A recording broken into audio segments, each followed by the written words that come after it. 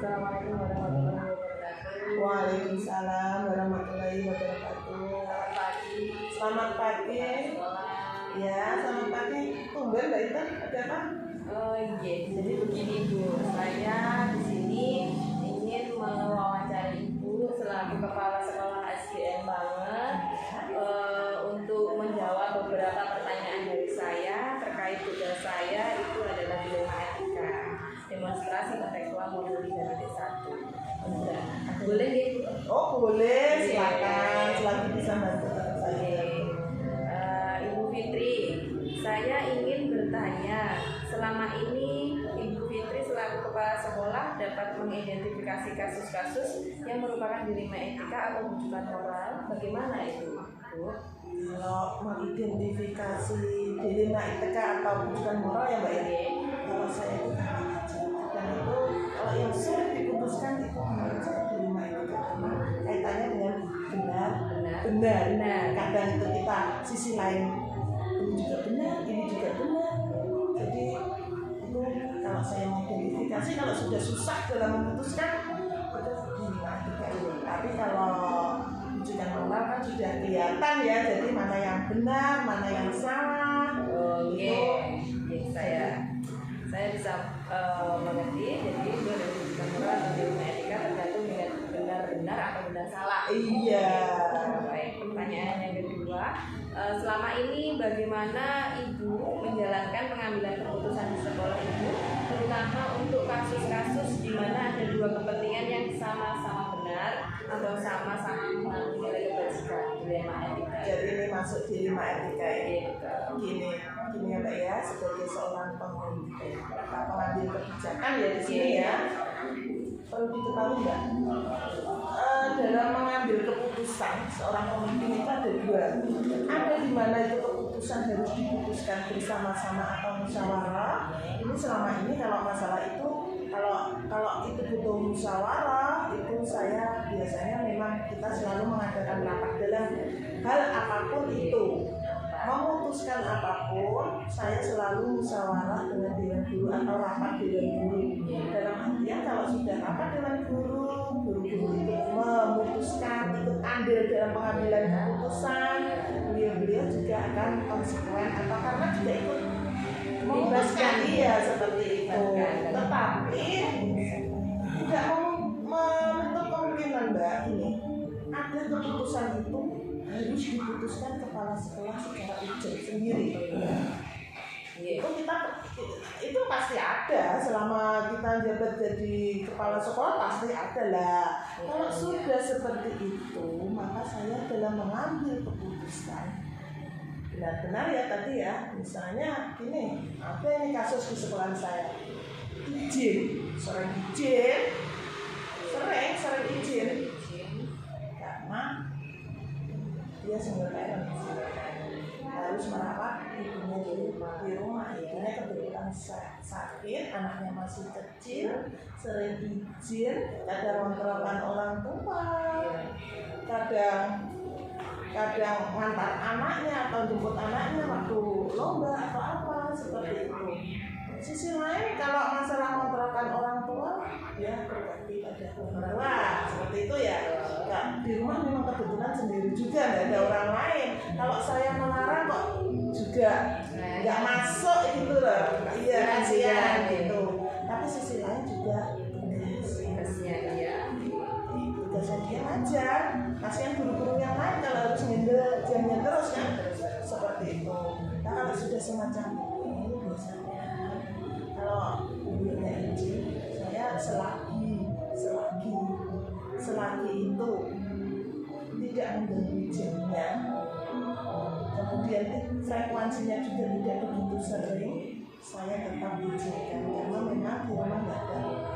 Tapi kalau di rumah itu ada yang bisa, saya tekankan di guru itu, misalnya ada yang orang lain yang bisa mengantarkan ibunya kontrol atau bagaimana, selagi bisa guru yang izin tadi saya ingatkan atau saya beri masukan untuk tetap masuk karena itu kewajibannya kerja dengan jam yang sama. Kalau sering-sering nanti gak enak dengan temannya harus nyender dan itu yang yang pertama, yang kedua saya menekankan ke mengambil keputusan boleh izin tapi koordinasi atau paling nggak beritahu lah izinnya di grup biar semua tahu, jadi ikut memperhatikan mungkin jam yang diambil selain guru yang seperti itu.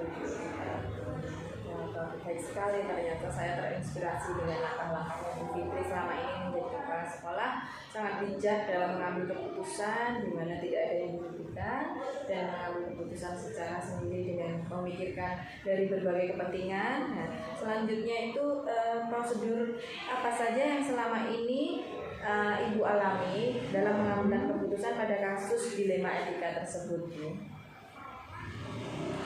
Kalau itu ya, saya nggak kalau runtutan banyak prosedur, saya tidak semua saya ikuti, tapi intinya gini, selagi itu tidak merugikan anak didik atau tidak melanggar aturan, tetap saya putusannya tetap itu saya ambil, tapi orientasinya tetap seperti itu. Ya, berarti memang prosedurnya sebisa mungkin tidak ada yang melanggar prosedur dengan memperhatikan kepentingan yang prioritas. Iya, yang selain itu gini Mbak, efek jangka panjang itu harus kita efeknya. Selanjutnya, hal-hal apa saja yang Ibu anggap efektif dalam pengambilan keputusan Ibu tadi? Misalnya Efektifan dari keputusan Ibu tadi apa saja? Misalkan menentukan solusinya, dengan tidak melanggar tadi, yang berpihak pada murid, ya kita manfaatnya. kita lihat aja, kita ngomong dari hati-hati apa tujuannya, misalnya keputusan ini kalau saya ambil itu bagaimana, efeknya bagaimana, kalau sudah yang tidak merugikan anak ini saya prosedurnya tentunya evaluasi atau mengidentifikasi diri. Selanjutnya Ibu selama ini apa saja tantangannya dalam pengambilan keputusan yang Ibu ambil itu? Kalau tantangannya gini, kalau tantangan itu kadang itu bertolak belakang dengan keinginan itu. Kadang gini, kita ambil keputusan tapi tidak pas dengan keinginan. Sisi lain kita harus mengiyakan keputusan seperti itu. Terus apakah kadang-kadang atau pada jadwal tertentu dalam sebuah menyelesaikan di tempat kasus, apakah Ibu langsung menyelesaikannya saat itu juga atau apakah seperti apa yang Ibu jalankan? Selagi itu urgent dan harus diputuskan ya langsung saya putuskan, tentunya dengan pertimbangan-pertimbangan tadi ya Mbak ya. Tadi kan sudah saya katakan pertimbangan efeknya, kemudian dia itu tadi. Tapi kalau masih bisa keputusan itu sifatnya nggak urgent ya kita bicarakan bersama, nanti keputusan tetap didapat. Iya. Walaupun tidak mengesampingkan kita sebagai pemimpin nanti kebijakan.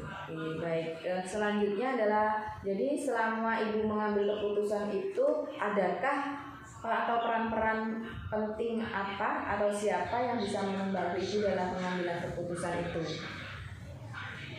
Banyak di sini, selagi itu bisa saya ambil keputusannya saya sendiri. Kalau sifatnya saya sudah tidak bisa, tetap saya minta tolong ke atasan. Iya, tetap adalah atasan saya. Karena kalau bagaimanapun kita juga tetap prosedur kedinasan seperti itu. Kemudian ini pertanyaan terakhir dari saya Bu, dari segala yang Ibu terangkan dari awal sampai akhir ini, pembelajaran apa sih Ibu yang dapat Ibu petik dari pengalaman mengambil dilema etika itu sehingga nanti saya bisa setidaknya mempunyai wawasan? Dari apa yang sudah saya alami selama menjadi kepala sekolah yang banyak diberikan ya, di sini dalam mengambil keputusan tentang dilema etika, yang perlu kita renungkan adalah efeknya ke murid. Jangan sampai keputusan kita itu merugikan murid. Itu yang jadi titik utama keputusan saya adalah. Ya, baik, terima kasih. Pertanyaan saya sudah ini, dan saya pun juga dapat mengambil beberapa hal yang baru dan inspirasi dari Ibu terkait jawaban-jawaban Ibu. Terima kasih saya ucapkan. Saya mohon maaf jika ada kesalahan dari saya. Enggak apa-apa. Kalau ditanyakan sudah. Oh sudah. Ya. Waalaikumsalam warahmatullahi wabarakatuh.